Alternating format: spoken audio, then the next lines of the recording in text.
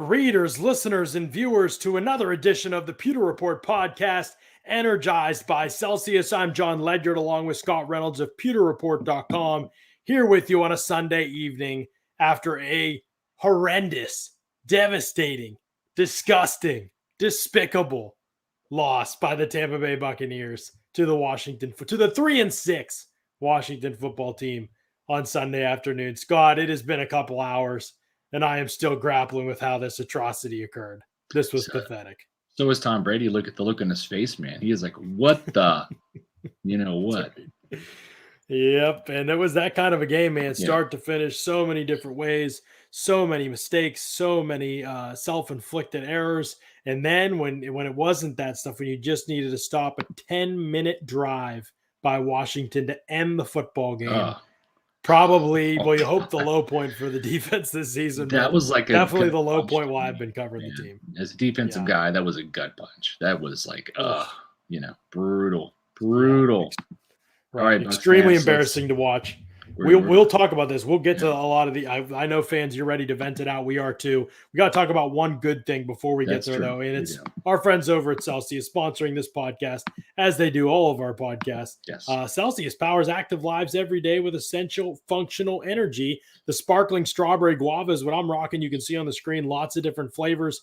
Healthy energy accelerates metabolism, burns body fat, no sugar, yet unbelievable taste for Celsius. One of the true cheat codes out there, Celsius. Just unbelievable stuff what they provide, and in tons of different flavors that all taste good too. So if you would like some of this yummy beverage and an energy drink to help boost yourself, especially after a loss, without the crash and without any of the bad stuff from other energy drinks, you can go to Celsius.com, use the store locator, find out where they are near you. Or you can click the banner ads at PewterReport.com, go to Amazon, do the subscribe and save option. Lots of way to get Celsius coming to your door on the regular every day. So John, make sure you check that out. I'm not going to say that this Celsius saved my life today. I can't make that claim, but I'm not going to say that it didn't either. Right.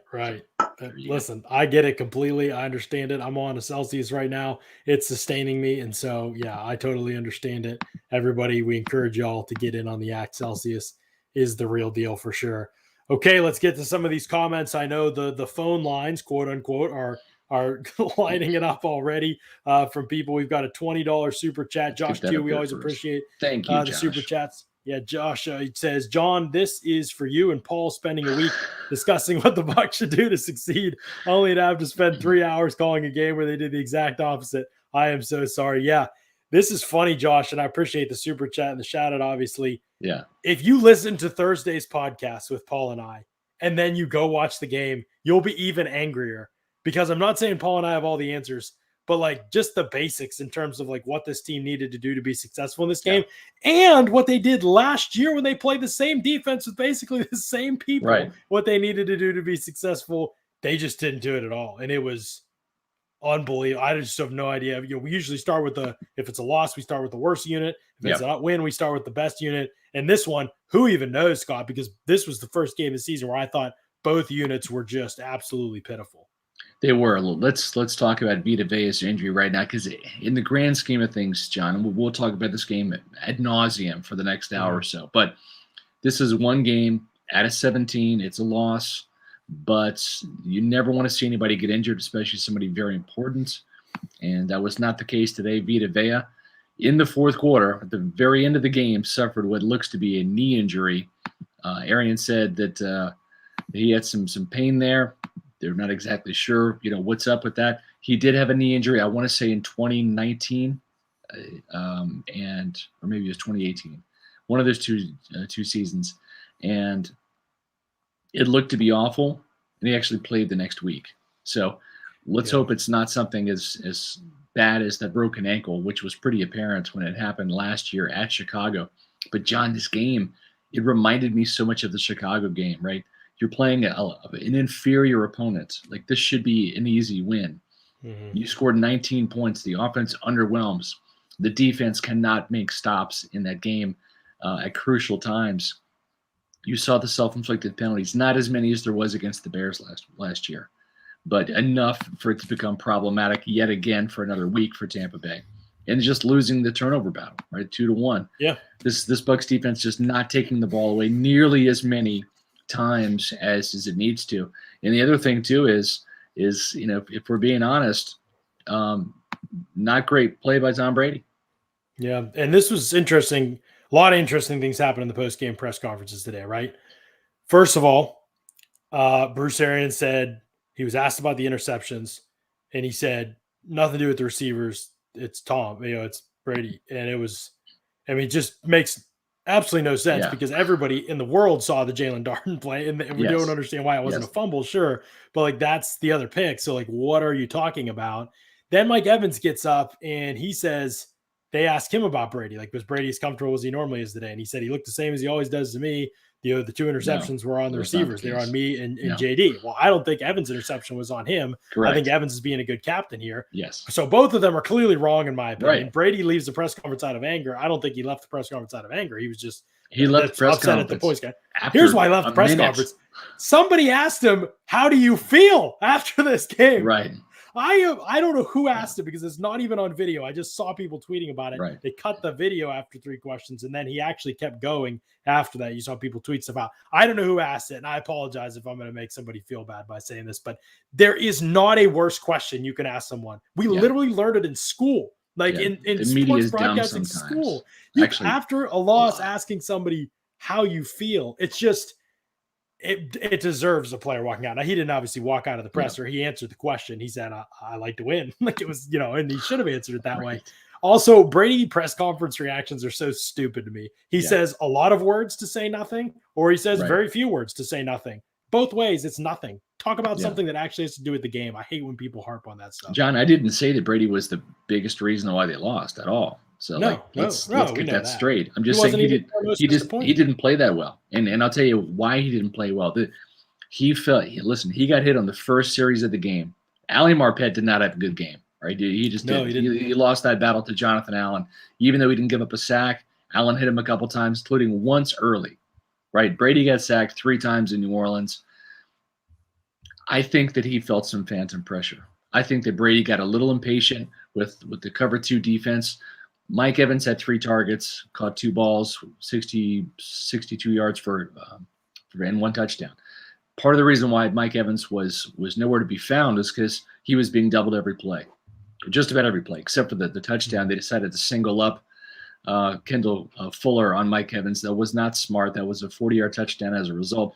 But Evans was taken out of this game with cover 2 high coverage, and that's nothing new, though. It's nothing new. And I think Brady was frustrated because Tyler Johnson wasn't separating, O.J. Howard wasn't separating, Cam Brate wasn't separating. Chris Godwin was playing on a gimpy leg, and they were giving him some short stuff underneath. Chris Godwin averaged 6-7 yards a catch today. I mean, it was nothing. I thought this was Tyler Johnson's worst game in my opinion. There were a couple incompletions to him. And one he should have caught, but again, he doesn't run the corner off. It's a comeback route. He doesn't run the corner off. He leaves no window to throw the football into because he's got no speed to push the guy vertically on the outside. That's why Tyler Johnson, he's a slot dependent receiver, to be honest. Like he needs to play in the slot if he's going to be a full-time guy. Change of pace guy, go out there and 4 wide receiver sets, different story. If you're going to be out there in 11 personnel, that was one. The other one was when he couldn't separate on the first drive of the game out of his break. I thought that was one that he's just not a great athlete. You're starting to see the ceiling on Tyler Johnson. I think he can be useful as a contested catch guy. I think he's going to always have some great catches, but having him as an every down receiver, the limitations are pretty clear. You're right. He can't get separation, and that's a big problem right now, Scott. I think Brady was frustrated, and it was kind of like, he scans the field for 2 seconds, he's nobody open whatsoever, and decides to check it down to Fournette. And that's one thing Bruce Arians even said was that he got rid of the ball, a little too quickly in his estimation. Yeah, he said maybe a couple times, but he also said there's a lot of times where they're just playing cover. That's the coverage, and he's making the right read to check it down too. So it's a mix, and honestly, we just have no idea. Everybody wants to know about why Fournette caught 8 balls or whatever, and why there was a lot of checkdowns. We don't know because we cannot know until we see the all 22. Yeah. We can't tell you something until we see the angles by which to tell you. We'll tell you we'll tell you what happened with Mike Evans, Chris Godwin, whether there was anything down the field. Yeah. I know Tom Brady. I know I watch every game. I know that if there's opportunities down the field, he doesn't miss them very often. So I'll be surprised. Today, of watching the game just off the TV copy that it looked like he was being a little He was impatient. getting there early. Yeah, he was getting there early. And then there was also pressure at times, especially when there should not have been. Montez Sweat, Chase Young, not really Montez Sweat, none of this game. Chase Young got hurt early in the game. Like there's no reason why that should have been happening. Washington called a lot of blitzes. There was nobody that really scares you up front, Right. But they ran a lot of games, a lot of blitzes. Bucs did not pick them up as well as they should have. And so there's a lot of reasons. No, not one person, in my opinion, other than maybe Tristan Wirfs from watching live, played well offensively. And I'll have to rewatch it and maybe I'll change my mind. But it was pretty much a complete. And whereas I would say in most games this year, pretty much everybody out there offensively has played well. In this game, I wouldn't really say anybody, again, except maybe Wirfs, and we'll rewatch and see if Jensen and Kappa maybe a little bit more. I didn't think Smith and Marpet handled games that well. I thought Kappa mishandled a couple games just rewatching some of the plays before this. I thought Wirfs played well, but other than that, offensively, hard to find much to get excited about. Chris Godwin made some things happen, and he was injured, but he wasn't as effective as he normally is. Definitely down the field, there was nothing to write home about. And I thought that low throw by Brady that went off Godwin's foot, that was an intentionally low throw to avoid Godwin getting hit by the safety. Godwin has caught it. He knows exactly where it's going to be. I can show you for sure. Yeah, I can show you the play from several other games this season. Exact play, the exact route. He knows it's going to be low. It went right up through both of his hands. That's a ball you got to catch. So again, like it just, there were 5 drops in the first half of this game, and some of them were in big situations.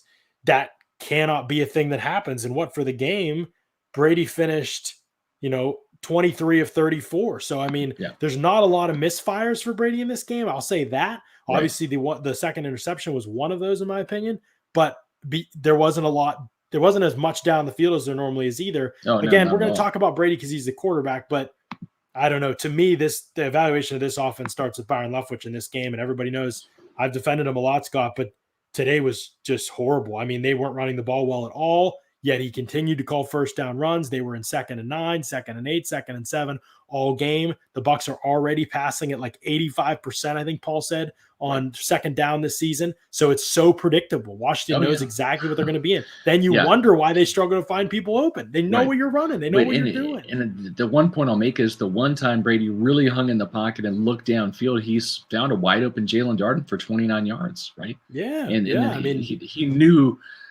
He knew on that touchdown to Mike Evans that he had Evans one-on-one. All he had to do was stare at the free safety, which he did, hold him in place so he couldn't get over in coverage, and that was a touchdown. But really, outside of the throw to Darden and the 40-yard touchdown catch to Mike Evans, Brady did not challenge anything down the field. Right. And that was a bit alarming because this – and I'll tell you what, too. We saw Bruce Arians a little frustrated, right, with Brady in the press conference. You could see that the reason why is because Arians' offense is vertical, right? It's a vertical-based passing attack. And sometimes against cover 2, the defense is not going to allow you to do that all the time. And I think Arians can get impatient too, right? He can get impatient watching the game. Come on, like throw down the field and stuff, because that's what he wants. That's how his offense is designed. And so I think between Washington not allowing as many opportunities down the field and then Brady hesitant to pull the trigger on a couple of those. And again, we'll have to go back to all 22 and see which downfield targets he missed. It was frustration all over the board. Yeah, it was less about misfires and more about stuff that we can't see until we get the tape. Arians will say a lot of things after games. I really don't like the interception, for example. I don't put a lot of stock in it until I see the tape. If I actually think he missed opportunities down the field, we'll see. I don't think that's been the case very often with Brady. When Arians kind of implied it at the beginning of last season, when that was a quote unquote issue, most of the time it was because the what they were calling was matched up horribly with the coverages they were getting, and Brady was making the right decisions to go underneath. It just weren't flashy. That just wasn't what Arians want. You can want something all you want, but how Arians got 30 interceptions from his other quarterbacks, and I'm not just talking about Jameis, I'm talking about Carson Palmer always throwing picks, was guys doing exactly what he wanted them to do all the time, which is throw the ball deep when it wasn't open, right? So there's that give and take, and I think those two are fine. I thought Arians was just frustrated about the loss more than anything. Definitely made a couple comments here and there, but we'll see. Arians does that. There's not much veiled with Arians. I think he's just venting out. So I'm not much worried about those guys. I am just more worried about the offense, like continuing to make things hard for themselves. The penalties are one thing, Scott, and the drops are another thing. I'm not, like I said, the only thing I'm really not worried about moving forward more than anything is Brady. I'm not really worried about Brady. I know No, I'm he's not going worried to about play Brady moving either. forward. I'm mostly worried about the play calling. I'm worried about so many first down runs and so little play action. It's just a bad process. Well, I'll say this at the same time: Brady's got the ability to audible and check out of a run, or check into a run, or change the play. Like he can do that. He has that that stature now in year 2, that in the command of the offense, he can do that. So some of this is maybe the initial play calling. Maybe it's Brady trusting Byron Leftwich too much. We've already seen him wave off a play call right on TV. Like he can do that. I'm not going to put all of that on Byron Leftwich. Tom, at 22 but those years in the audibles league, don't typically happen on first down either. And especially, you're right, they don't. But at the same time, though, it's a responsibility of the quarterback. If he sees something, I mean, if you're going to run the ball and you're running it into the box, and they're overloading one side that you're going to run to, but you're obligated to check out of that play. I just don't know if those are normally the concerns. I think the concerns more that they're just not a great rushing football team. I know they want to be, and they could be if they ran less on the most predictable down. I agree. The ball. Predictability is definitely a key contributor. I'm okay with to them their running lack of rushing success. Yeah. I agree. I just wish they ran it less on first down. I wish they distributed. You're preaching to the choir. You know what I mean? I totally agree. Right. But we've talked about this before. It's to me is the most sustainable error. Yeah. The other thing too, though, is the self-inflicted wounds, and even though today it wasn't a situation where the penalties were alarming, like with 10 or 11 for 100 yards, 6 penalties for 43 yards, but it was the inopportune times of which they happen. And it's that when you start the game with O.J. Howard getting a false start on the very first play, it's ridiculous. Yeah, and here's the thing. And I said this at halftime on the broadcast, so I'll be brief on our Pewter Game Day broadcast. At this point in time, 10 weeks into the season, this is not like week 5 where the Bears game happened and the Bucs came together and they got it under control. It's out of control this year. And until Bruce Arians does something, and listen, I am all in favor of anybody saying this one's on the coaches. The coaches are need to be held accountable. At the end of the day, coaches get fired, players don't, right? The buck stops with the coaches. At the same time, I've yet to see Todd Bowles jump off sides. I've yet to see Byron Leftwich have a false start. Having said that, they're responsible for their players. But we're not talking about rookies. We're talking about O.J. Howard, a fifth-year player in his contract year, starting because he knows he's starting because Rob Gronkowski's not out there. We're talking about Ndamukong Suh, right, who has played since 2009, 2010 in this league, right? Not watching the ball. Will Golston not watching the ball. We've seen Jason Pierre-Paul, Shaq Barrett not watch the ball. It's not hard. At some point in time, and listen, Shaq Barrett today with 0 tackles. He had 1 quarterback hit, 0 tackles, 0 sacks. Jason Pierre-Paul also invisible with 1 tackle.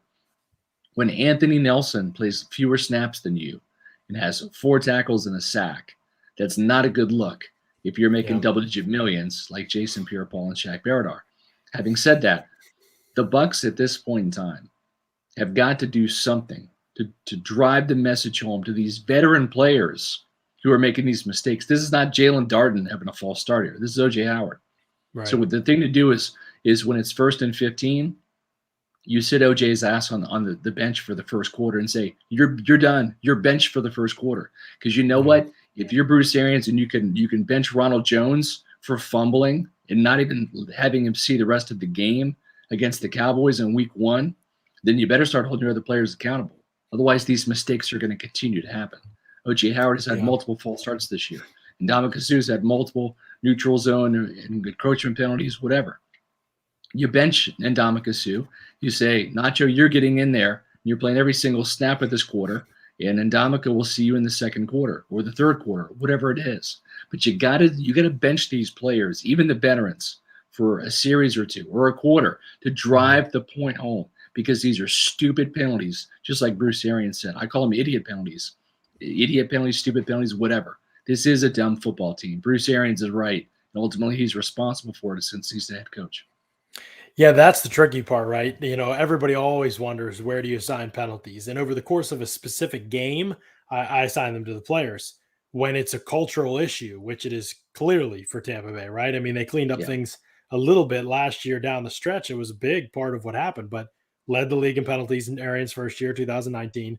Were, I think, leading the league through a good chunk of last year, maybe first quarter of last year, something like that, first third of the season last year, I think.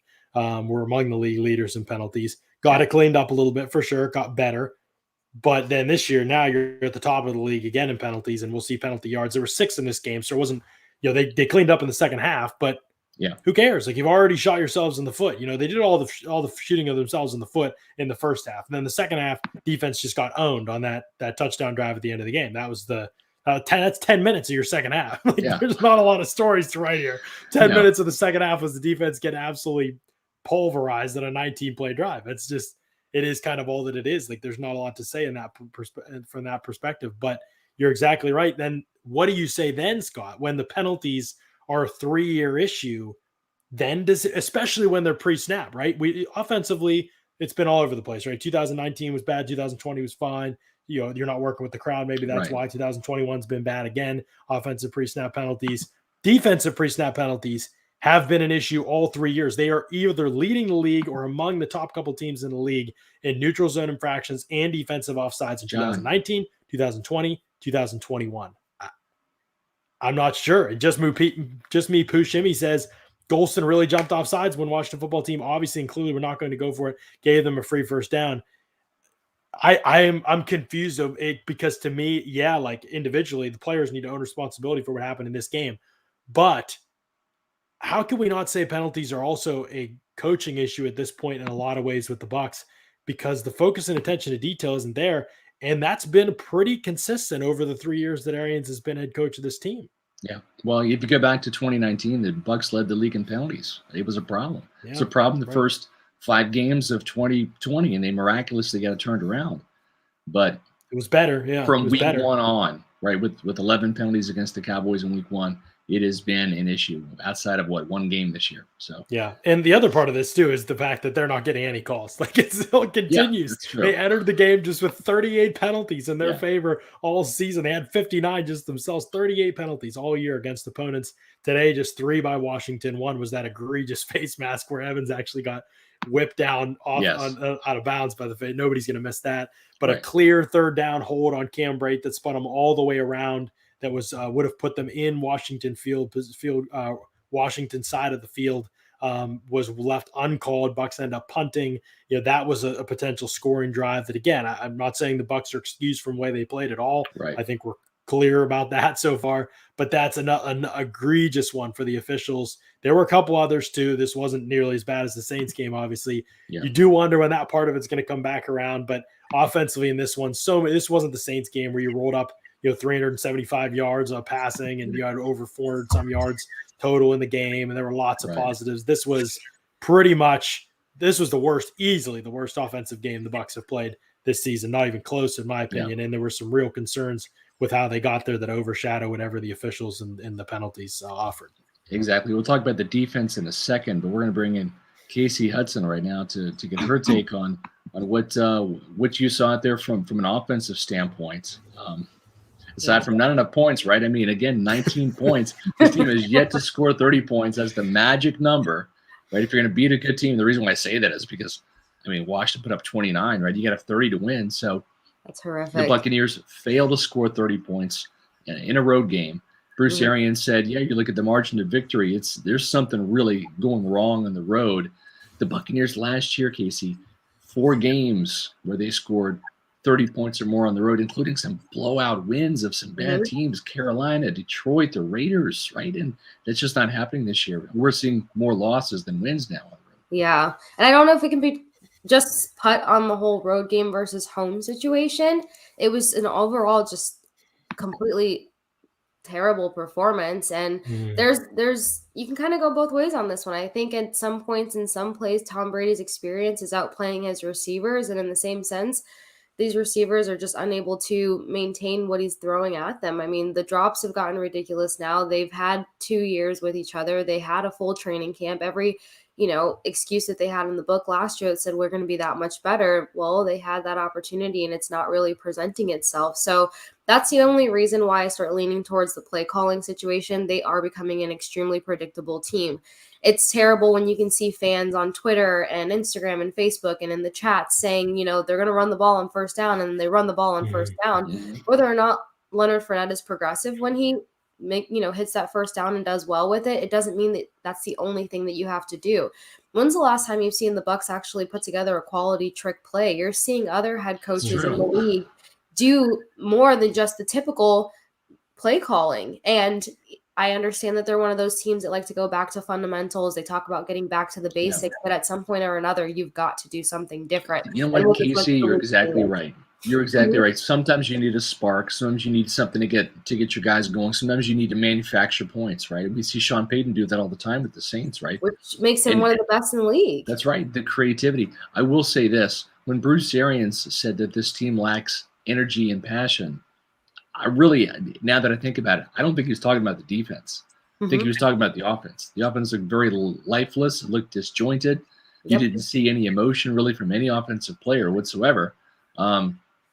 On the defensive side of the ball, you saw some emotion, right? Devin White was typical Devin White in that regards. Antoine Winfield, Jordan Whitehead, these guys were better or worse there. Yeah, these guys were passionate. Now, that passion was gone on that 10-minute drive, right? That's for sure. But when you look at the time of possession in this game, listen, football, what I love about it is it's the ultimate team sport, right? And part of time of possession is not just the defense getting off the field. Part of the time of possession sometimes is the offense staying on the field and finishing drives with scores, with touchdowns. And we just saw too many 3-and-outs by the Buccaneers. They completed 40% or converted 40% of their third downs into first downs. Meanwhile, Washington was just about 60%. So, the time of possession advantage, 39 minutes and 8 seconds to 20 minutes and 52 seconds. It's just as much on the offense, not getting things going and having drives stall and having Bradley Pinion have to come on and punt the ball as it was about the defense not being able to get up the field.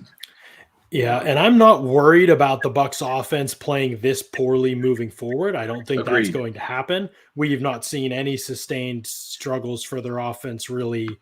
I mean, even last year, maybe even the Chiefs, especially at home, John, they're averaging 40.5 points per game at home. It's going to be a different story, right? On Monday night against the Giants. I think so. Yeah. I think offensively, again, there's a lot of answers here. Everybody played bad. That's not going to happen. Like I said, I think it's the first time this year that really everything that's happened with everybody. The other side of this is, and I'll let me address this $5 super check with offense, and then we'll go to defense. But Ted Curtis says, I lost my mind if they ran the screen to Godwin to the left for the 10th time. Yeah, it's one of their answers when teams are playing off and playing coverage the way that they are against the Bucs and playing deep. But they've got to have more answers because teams are starting to key on them, and that's becoming a problem too because it was one of the big things they started going to, but it hasn't worked the way that it should. But it's funny though.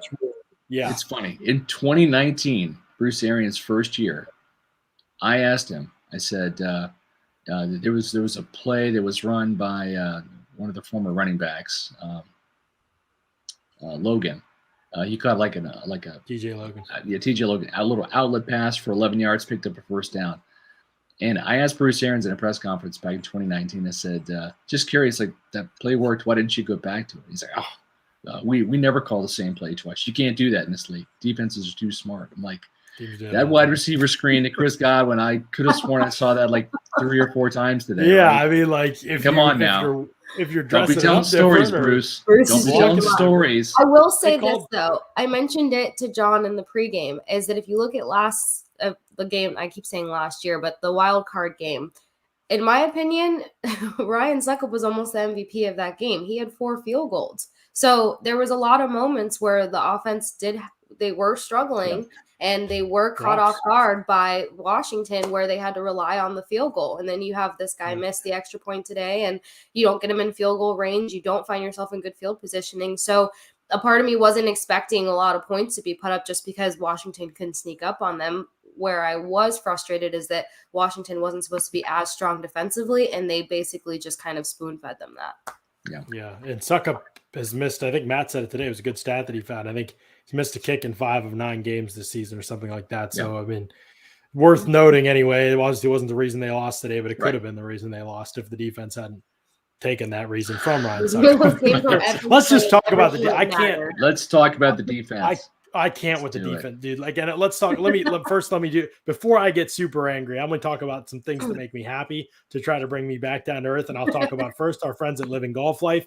Unbelievable stuff. I'm actually going to hold the hat. I'm going to wear the hat the rest of this pod. Why not? What the heck? Why not? Living Golf Life. They're designing some awesome apparel. The polos, you can see them there, are terrific. The hats, I love the hats. They got new stuff coming out as well. LivingGolfLife.com. Check out what they got. Get out on the course this week. I don't care if it's a little bit cold. I guess cold for you Florida people. I don't know. To me, this is great.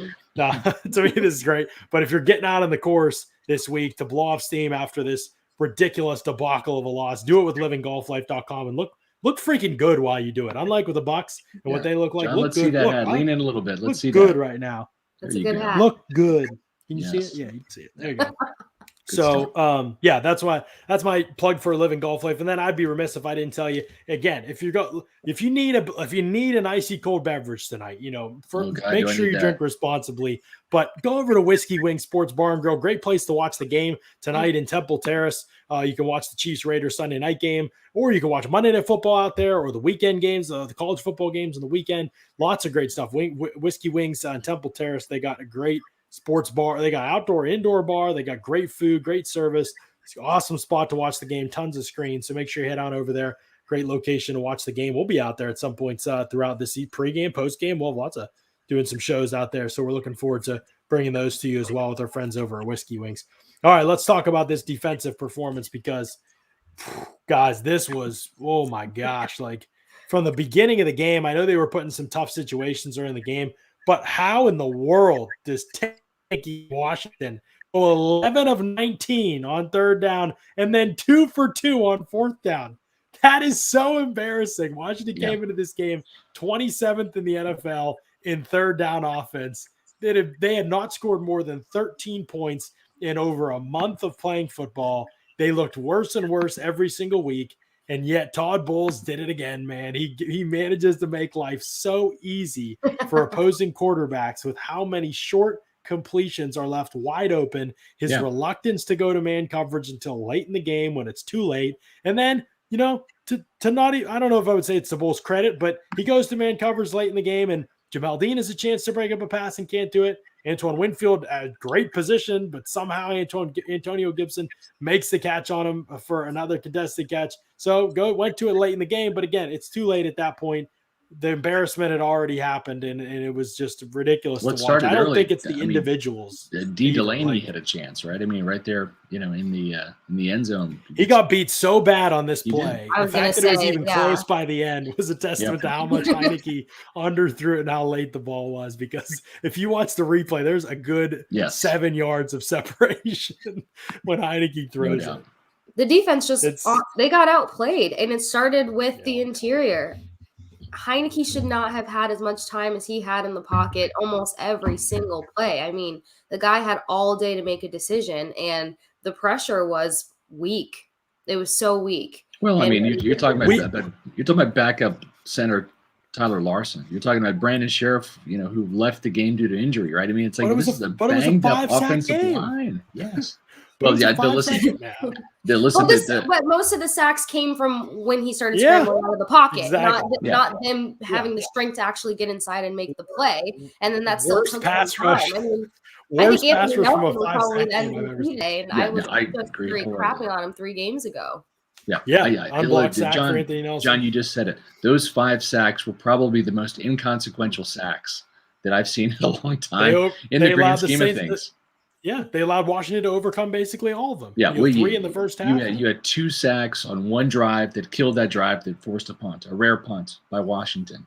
Otherwise, the sacks were largely inconsequential. And it was nice to see Devin White finally get home and beat a back to make a sack and actually not miss Taylor Heineke. Nunez-Roches. We talk about his whiff. Wow. Tryon Shoyinka ended up with a sack. That's how bad these sack numbers, how deceiving they were. Yeah. Tryon Shoyinka ended up with a sack, a 1.5 yard sack on a play where Heineke slid down. out of the Yeah, I pocket was on a confused play about where that. Raheem Nunez-Roches point blank dead to had him rights. for like Yeah. down back at midfield, and they end Yeah. up getting they end up sustaining that drive and scoring. It ended up being a 1 yard loss instead of a 8 or 9 yard loss on Raheem Nunez-Roches' sack. Listen, at the end of the day, your stars have to shine.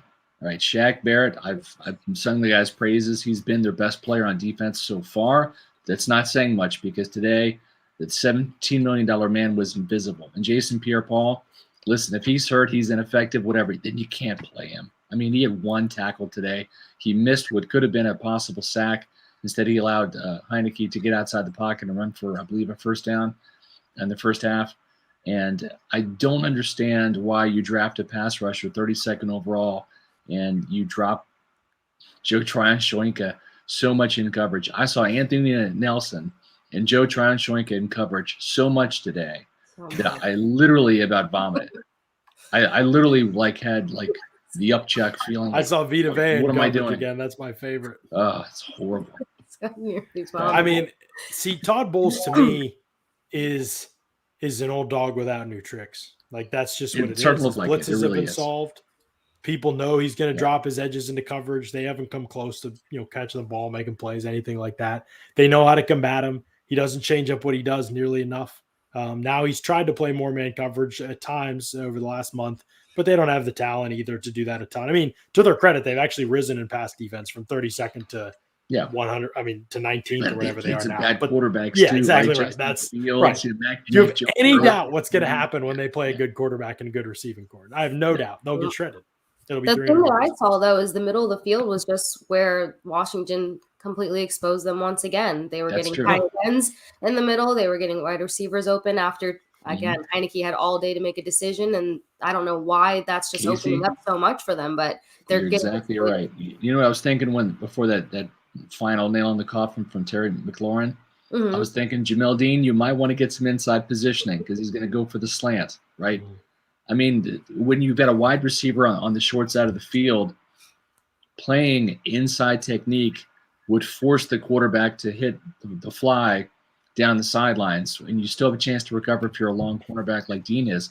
But to give up to take an outside release and allow the receiver to come inside you for that quick slant, that's so predictable. And I just could not believe, and I don't know if that's just a technique thing, if that's the way Jamel Dean was schooled to play that particular down and distance. But the first thing I'm thinking on third and 6, 3rd and 7 was like, here comes the slant. I mean, it's coming. And Dean had no chance to defend it. And it wasn't like he was beating like a drum. He was right inside McLaurin's hip pocket. But the ball was going inside and Dean was on the outside. It had no chance of being broken up. He looked a little lost times in coverage today too, though. I will say he did not have the same confidence or at least exterior on him like he did a game or two ago. Dean kind of looked his missed tackle. His missed tackle was one of the worst plays of the game, to be honest, defensively. Like, what was that? I'm going to find that down in distance actually, because it was like it's not funny, but yeah, it was terrible.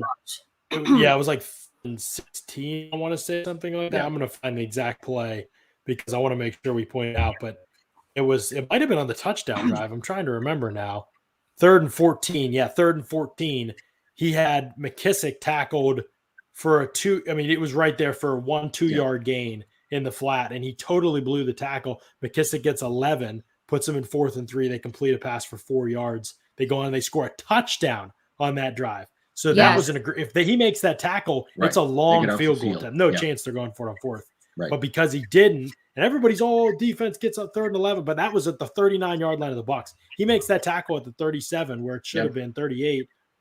That might not even be a field goal. That might be literally no points on that drive for Washington if that's the situation. I mean, they have had kicking woes of their own this season. So I really don't think that's probably any points if he makes that tackle where he should make it. That missed tackle, everybody's, this, and this. Games swing on a couple plays. That's Giovanni Bernard dropping what could have been a touchdown or at least a 4th and 1. Yep. That game swing on that. And then you give up a touchdown because of a Dean missed tackle. That's the kind of stuff that those little things are doing them well. We're talking about tackles, right? And listen, Devin White had a very productive game.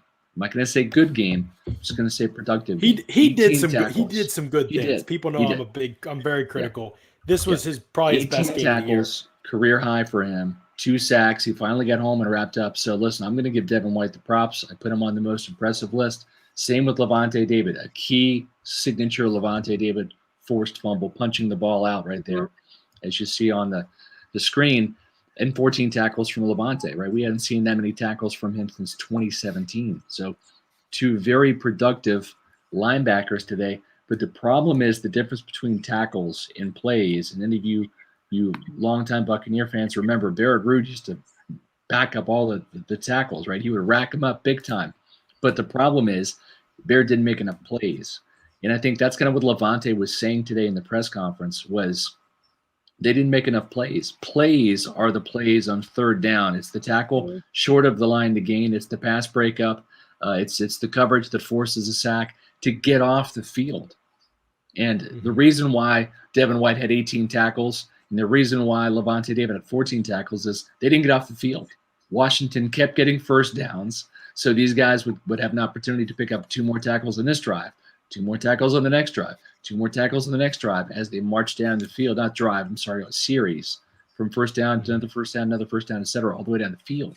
So, yes, they did a reasonable, well job of making the tackles. They filled up the stat sheet, but both of those guys didn't make enough plays. They weren't the only ones. We already talked about some of the guys up front. You want to hear one of the most ridiculous stats from this game? The Bucs had 5 sacks and 11 tackles for loss. Yeah. 11 tackles for loss. That's so we lot. talk about creating negative plays, right? That's that was something we harped on all bye week.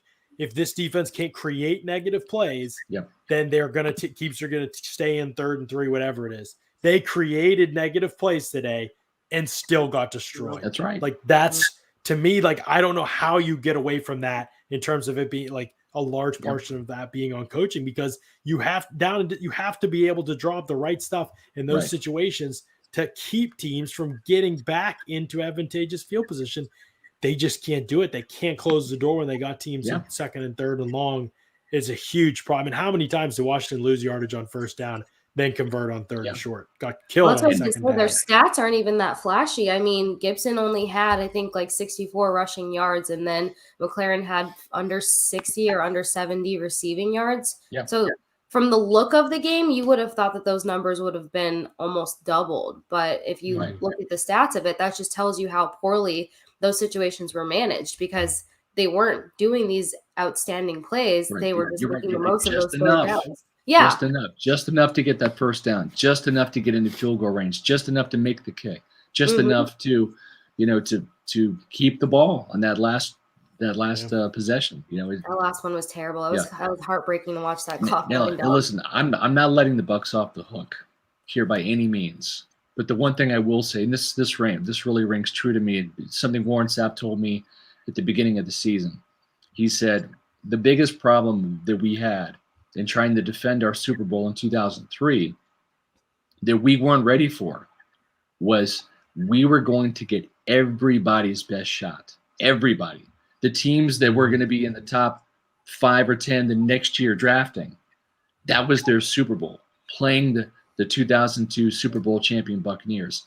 Today was the Washington football team's Super Bowl. This is a team that might win 5 or 6 games. That's it, right? But today was their Super Bowl. It was Tom Brady. It was Mike Evans. It was Shaq Barrett. It was Levante David and Devin White coming to their place. This was their Super Bowl.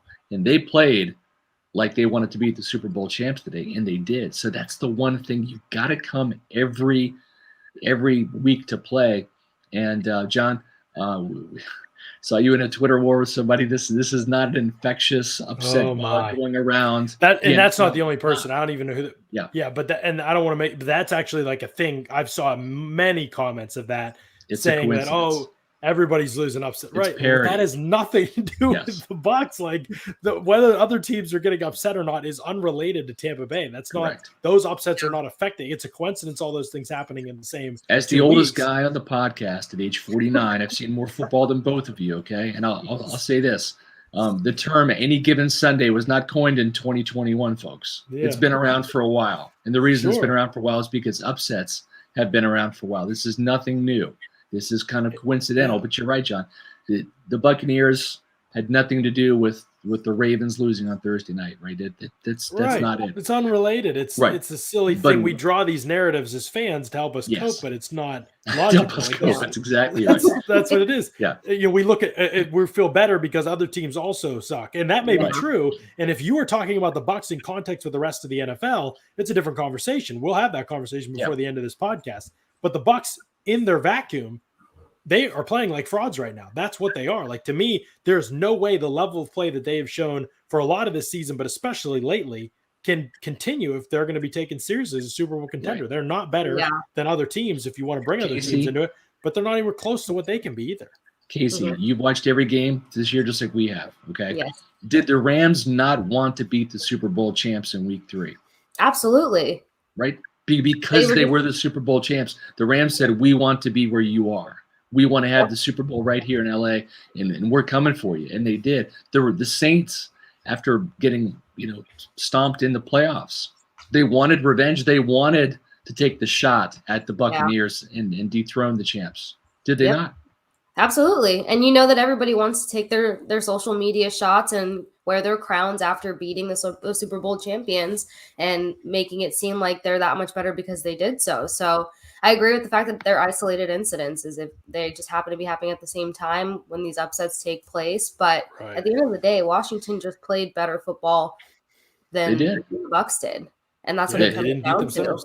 to. Every loss. That's why I don't put it too much on home or away. It's just like they played a better game. They came out hungrier. That was my theme this entire week, is who was actually going to be hungrier. The team that needs to break their losing streak, or the team that wanted to redeem their loss versus their in-division rival. Today was the team that had 4 consecutive losses, and they couldn't really walk off that field and have another one. And that was more. That meant more. Trevor Siemian and Taylor Heineke beat this Bucs defense in back-to-back weeks. That's right. I mean, that's real. That to me that's the biggest concern, right? Like, Daniel Jones is coming up next. He's not good, but I don't know if that even matters. Yeah. And there's that's a few huge teams problem. that I'm now slightly concerned about after watching how this all went out. And I know everyone's like, don't be dramatic. There's starters coming back and so on and so forth. Well, yeah, even with the talent on the field, there's guys who happen to make plays work, but there's certain play calling that has to change if this team is going to have the right demeanor to be champions, to get to the offseason. I mean, they're going to the offseason, but to actually contend in the offseason, because the Colts are 5-5. They can easily sneak on the Bucs like this and to walk away with the W. The Giants beat the Saints at home. For some reason, the Giants just have these random fleeting games where they happen to do well or just enough. And then the Panthers, Cam Newton going back to the Panthers, you don't think that everybody's high on that right now? And then they just beat the Cardinals, and the guy got in the end zone twice on his first game back. Tampa has a target on their back. You don't think these teams are going to want to? That's what I'm telling you. Sap said it the best. It's hard to go from being the hunter to the hunted, right? You're not used to wearing the bullseye. You're not. And right now, I think the Bucs are struggling with that, and that's why you're seeing guys like Trevor Siemian and Taylor Heineke. And I'll tell you what, John, I watched Daniel Jones come in here in 2019 and beat the Buccaneers in his first NFL start at Raymond James Stadium. And I'll tell you what, for whatever reason, the Giants gave the Bucs fits on Monday Night Football last year. You saw that as well as I did. And if Jones hadn't had maybe one of his worst quarterback games of his career, then they would have easily won, because he missed throw after throw after throw after throw in that game. He threw some picks right to Tampa Bay. Yes. And yet that was a game that went down to a broken up 2-point conversion by Antoine Winfield. So no, I'm not pressing the panic button right now, but I am not like laughing off these losses. There's some legitimate, serious issues going on that the Bucs need to fix in a hurry from the coaching staff as well as the players. Yeah. And it's one thing if that loss comes, the Saints, good football team, even if they were not as good as the Bucs and should not have won that game. Officials made so many egregious calls. It was a very weird game. There's fluky things like that happen. I get it to a degree that it happens. It's not sustainable, blah, blah, blah. But then you go out against a team that is objectively just bad and had plenty of injuries. Chase Young, Brandon Scherf got hurt in this game. McLaurin was out for a while in this game. Key players on a team that does not have many key players. And you still let this happen. The way that it happened, that's the part that gets you, like, because they created the negative plays defensively and they still gave it up. That's really concerning moving forward for that side of the football. So now, there was some good news. Let's go back to the context here. Yeah, go back there to was some good news. Scott. Go Okay. NFC Right. South. So the Bucs lose at Washington. They're still atop the division. 6-3 is their mark. Because the Titans did this the Bucs a favor, knocking off the Saints in Tennessee 23-21. The Saints now fall to 5-4. So that was a nice save by Jason Light's good buddy John Robinson out there in Tennessee. The Panthers, they picked up a win in Arizona. Boy, Colt McCoy is no Kyler Murray, right? So now the Cardinals have lost 2 without Kyler Murray. I'm shocked that winning without Colt McCoy and DeAndre Hopkins wasn't sustainable for the Cardinals. That was, right? So the Panthers, though, they're 5-5. You don't want to give, a young team some confidence. Like Casey said, we'll see how Cam Newton does when he gets back. The Falcons lose at Dallas. They fall to 4-6 after getting just drubbed 43-3. But you know what? That Bucs rematch against Atlanta is going to be in Atlanta. Tampa Bay struggles to play there, right? They were down 17-0 last year at halftime, had to storm back and win that game 31-27. We've yet to see this Bucs team score 30 points on the road. I don't know if they can do it again this year. We'll have to see.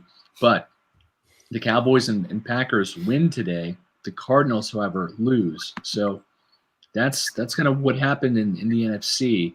And, so it wasn't all bad news for the Buccaneers. They didn't lose any ground really in the NFC South.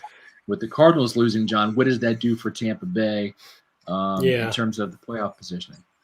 I mean, that brings all the Cowboys, Packers, Cardinals, and Rams. They all have 2 losses. Obviously, the Bucs are behind them, but those teams, I'm sure that you talk about a team that has to lose twice more, and then you'll see about the tiebreaker the rest of the way. Okay, I mean, Bucs can certainly win out; it's right there for them. But they just, again, it's hard for me to take them seriously when they play like this. It's all controllable. I don't think that there's anything that would. There's no issue so significant on this team that would keep them from losing again in the regular season, losing in the postseason. Absolutely, they could have some of the issues that they have that are not penalty, not turnover, not dumb mistake related, that are not just shooting themselves in the foot related, and they could still win despite those things. It's the others, the shooting yourselves in the foot. That stuff can't continue. They will lose 2 more games maybe if they keep doing that kind of stuff. This will be a 6-loss team, which would be an embarrassment for the regular season. The Bucs really should not be worse than a 3-loss team. Now you're looking at it, you're like, well, with this one, they might lose at least 1 more the rest of the way. They could lose more than that. I'm saying the optimists would probably even say they probably lose 1 more and finish as a 13-4 team. We'll see, Scott. I don't know, Casey, if that's going to happen, but right now it looks like that's probably best case scenario. I still think they can be a team that wins out. I know that that's in their wheelhouse. They are, in my opinion, the most talented team in the NFL. Right? Yeah. It's right. up to them. But it's absolutely up to them. Coaches and players to not beat themselves with penalties and turnovers. That's what they got to do. Yeah, because the biggest concern, at least for me, is the fact that they've performed so much better against harder secondaries. And Washington just kind of had their name on their tape today. It was just something's got to give, obviously. Yeah. Let's do it. We got to get the game balls. I know it's going to be hard to think of something, and I already have no idea what I'm going to say, but Matt's out tonight. JC's out tonight for the show, so it's just the 3 of us. So let's get to these Manscaped game balls. Your balls will thank you. Scott, that means it's time for us to talk about the Performance Package 4.0, which is maybe the most popular time in the Pewter Report pod show all week amongst fans because they understand the importance of being Manscaped.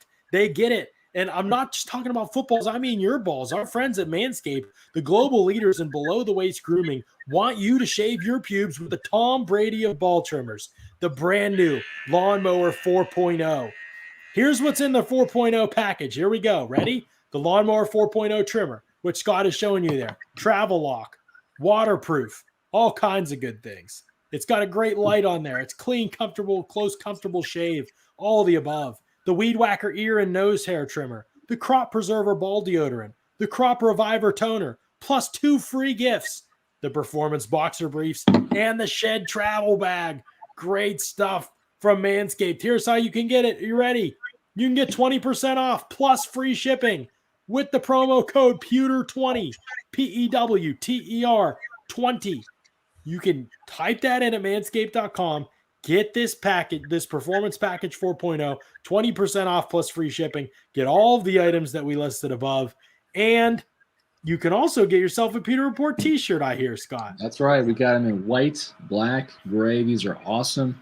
Great cotton t-shirts for you to wear absolutely free. So here's what you do to get the free shirt. I love this Pewter one. It really rocks. All you have to do is submit to me at sr@pewterreport.com. So email me at sr@pewterreport.com your proof of purchase, your receipt that you're going to get from Manscaped. The good news is it's got your address on it. I need that to send you the free shirt.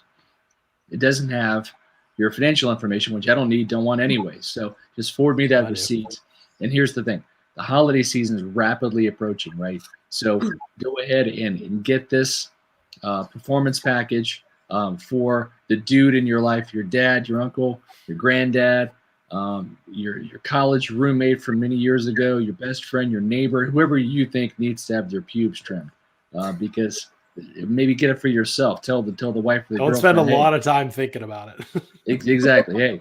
Hey, this is something that not only I'm going to like, but you're going to like too. Plus, I want that free Pewter Report shirt. So here's the thing. Send it as a gift or give it to yourself. The other thing is keep the Pewter Report shirt for yourself. It's absolutely free. Just hit Pewter20 and then email me that receipt sr@pewterreport.com, and I'll send you that free shirt. I tried to make my brother and he laughed at me. Why? I think he thought it was weird that his little sister was like, hey, your balls need some help because I shouldn't know about his situation, which I don't, but I was like, Merry Christmas. You can guess, right? I mean, you're just looking out for him. Yeah, exactly. You're just looking out for him. Yeah, exactly right. I totally understand. It's a great idea. Maybe you should just get it for him anyway, Casey. Like, I will. Maybe I'm that's going what to you out gotta do. to Seattle. He'll love it. Right. There you go. All right. Game balls presented by Manscaped. Casey, you want to go first? Who's offensive, defensive? Do you have what you're? I don't even know. I'm still thinking. Okay, I guess I'll start on defense because I actually have one. I've harped on his performance a couple of times this season, but I've got to give it to Jordan Whitehead. He was probably the best defensive player out there besides Anthony Nelson. Who would have guessed? So I got to give the defensive game ball to Jordan Whitehead. Offensively, I mean, good luck. I guess Mike Evans. He gets double teamed on a lot of plays, and then for him to still find the end zone with 3 catches this entire game, it just kind of speaks to who he is. And of course, him being the leader and pressers after the game, saying that that was on him and stuff. You could just tell that he's really big on maintaining the chaos post game, pre game, in all situations. So Mike Evans is that all around dude that you just have to give credit to. And obviously the Bucs are, they're very happy to have him. So Mike Evans and Jordan Whitehead are going to be my Jordan Whitehead had 9 tackles today and came up with a big tackle for loss. 3 catches, 62 yards, and a touchdown for Mike Evans. John, should I go next, or do you want to go? Sure. I'll also say this. You're exactly right. Jordan Whitehead did play well. We forgot in mentioning all the mistakes that we're talking about. Jordan Whitehead's interception that went right off his hands. It was caught by Washington player DeAndre Carter. And I wanted to blame him for a second, but it's a height thing with that. I was going to say he's 5'10". Look, if he was 6'2", that's a pick. But I'm not excusing the way the Bucs play, but it feels like it's just like every bounce the last couple of weeks have gone. No, it's true. Yeah. Too. Yeah. It'll be interesting to see if that reverses, if they can get back in the win column. Go ahead, Scott. Let's see. I am going to go with a player that kind of like Casey. I've been giving a little bit of flack to for my game ball presented by Manscaped, and that's Devin White. I've been on his case because I want Devin to play better. Right. I want him to be more productive. Fill up some of those other components on the stat sheet aside from tackles. Well, he came through with the tackles today, 18. I would have loved for him to make some more plays to get this team off the field. He did miss some run fits. He did miss some tackles today. It wasn't a perfect performance, but he also came through with 2 sacks. So he was a better blitzer today. He actually got home and got the quarterback on the ground, which he struggled to do this year. So for that, I'm going to reward Devin White with my game ball, 18 tackles and 2 interceptions. Because Casey went with Mike Evans, I really have no choice today than to go with Blaine Gabbert. I thought that Blaine did a really good job. I completely understand it. Yeah, there was a time on the sidelines on the TV telecast where they were showing Brady throwing the ball to Cam Brate, and then Blaine Gabbert throwing the ball back down, to Tom Brady. And I noticed that Blaine had a really tight spiral on the ball today. Didn't get in the game for any of those victory formation kneel downs that we like to see. But I thought, nevertheless, he looked like he was pretty competent on the sidelines with the earpiece in, listening intently to the play calls. Didn't throw any interceptions. Didn't do anything wrong today. So I'm gonna go with Blaine Gabbert. And he didn't play, and the Bucs lost. He did look fabulous. Right, didn't play, and the Bucs lost. So there again, maybe one of these days Arians figures it out. I don't know. Right, maybe we'll see. I don't know. Could have used him. All right, my choice is offensively. Tristan Wirfs, I thought, played a really good, clean game from everything that I saw live. I was really impressed with him, as I tend to be every week. There are not many choices offensively in my mind, so I'll go with Tristan Wirfs as the best player there. And then, the other side of this defensively, it's hard because everybody who played well also had – you could flip the coin and say, they let some bad plays or let opportunity go. Devin White's in that category, really. Right. He's probably the clearest examples I was going to say because, 3 tackles for loss, 2 sacks, 18 tackles. He was all over the place. He made some great plays. The quick hit, the screen to Terry McLaurin snuffed it out, made a great play out in the flat. I think he really played well, but his negative plays just still end up shining so bright. Longest for the game because he totally missed his gap and missed a tackle then too. He overran a tackle, even his sacks. He overran the sack on the first one. He was lucky. Heineke kind of fell down when he touched him. So there's good and bad with Devin White, but it's got to be him. I think he's got to be the one to get the game ball. I will say this. I thought Vea played pretty well for Vea standards as a pass rusher. He pushed the pocket really nicely a few times, was a dominant monster against the run. It deserves pointing out that the Bucs were terrific statistically against the run. Did they give up an ill-timed run or two, especially on the 10-minute drive? Yeah, yes. But this was a game where Washington averaged like 2 yards per carry, and they ran the ball a lot. This was ugly for Washington in terms of running the football in this game. Here's the final numbers. Gibson had 24 carries for 64 yards, 2.7 average.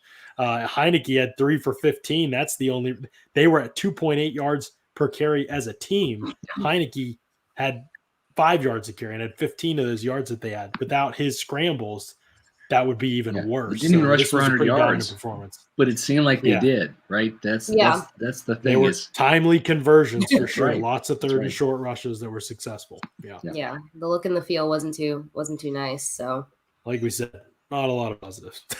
When you lose to a 3-6 team and you're a Super Bowl contender, that most people are putting number 1 in their power rankings. Yeah, you're probably going to have very little positive things to say on the post-game presser. So sorry, fans. Hopefully you got to vent it out with us a little bit. It was good stuff. Tomorrow we'll be back on the podcast, 4 p.m. Eastern. We'll have some more insight for you on this game and what we saw in terms of the tape and looking down the field and things like that. See if there were some options there. See all the things that went right. And we hear from Bruce Arians at 12:30 tomorrow too. So we'll have some more reaction from Bruce and what he has to say. I do think it's kind of funny. He said, well, we had 3 interceptions we dropped today. And I'm thinking, there's no way Jordan Whitehead comes up with that ball. He had his hands above his head like this. He's only 5'10" at best. Ross Cockrell touched the ball on a pass breakup. I thought the Whitehead one was a drop on the replay. It was a tough catch maybe, but he should have caught it.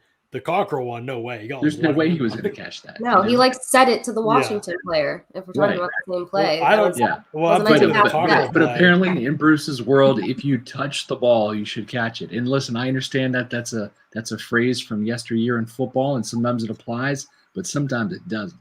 But it needs to apply all the time if it's going to, because it doesn't apply to the offense, or at least it just started applying to Ronald Jones a couple games ago. Well, and certainly Giovanni. True. Ronald Jones played 1 snap today. Did we talk about that? Yeah, just started applying. I know. I had to look around on the sidelines to make sure he still wore a Bucs jersey. I was shocked. Thought they traded him. Protection. Those trade rumors come true. What did I miss? I know I was a little sleepy by week. That's right. Yeah. I was confused. Yeah, not much out of him today. So we'll see if that when they're down in game, you probably aren't seeing. They don't even want him on the field at all as a receiver unless it's a neutral situation or they're winning, I guess. So understandable given what he's shown. So again, we'll be back 4 p.m. Eastern tomorrow. We'll break down more of this.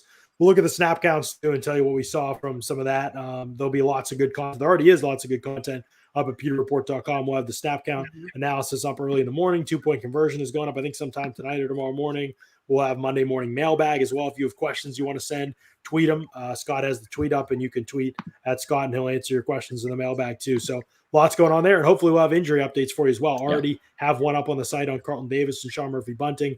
Some kind of good news there that you can see, and then we'll see on Rob Gronkowski and Antonio Brown if this could be the week. Monday, get an extra day maybe to get right. Need AB back, John. These receivers can't separate. They need AB, man. Scotty Miller. Yeah, or Scotty. Scotty would help too. Scotty would help too. Absolutely. Yep, no doubt about it. I actually saw fans asking for Scotty today, and I felt so validated. And it wasn't just you. That was awesome. Yeah. That's it. Well, it's great stuff. We appreciate Bucs fans jumping in with us here, even though we know this was a little bit of a negative one. Got to be that way sometimes. We're keeping it 100 with y'all, and we will always keep it 100 with y'all. So we appreciate y'all jumping in and listening to another edition of the Pewter Report podcast. Out.